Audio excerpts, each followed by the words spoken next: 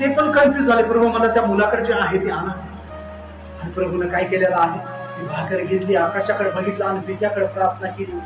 पिता तोच आहे, पण एक प्रोसेस अशी भाकर घेऊन मासे घेऊन प्रार्थना केली आणि मला वाढायला सांगितलं. शिष्य लोकांनी ते 5 भाकरी आणि 2 मासे घेतले आणि तोडायला ते चालू केलं आणि बसवा म्हणले जिथं गवत दिसतंय तिथं, आणि जर वाढायला चालू केलं. हालेलुया. बायबल सांगतं तेवढे जेवण करून सुद्धा कित्येक टोपल्या उरल्या माहितीये तुम्हाला? 12 टोपल्या उरल्या. म्हणा हालेलुया. तेवढं जेवण करून माशाचे तुकडे संपले नाहीत, तेवढ्या भाकरी संपल्या नाही तर 5 भाकरी 2 माशामध्ये एवढे 5000 लोक, 20,000च्या आसपास ते लेकरं बघून तेवढे जीवन तृप्त होऊन हालेलुया अजून शिल्लक राहिले. शिष्य लोक चमत्कार ते बघून आश्चर्यचकित झाले. हालेलुया. हा चमत्कार साधारण नाही. विचार करा, 5 भाकरी 2 माशामध्ये एवढे लोक जेवायचे. कसा झाला असेल चमत्कार?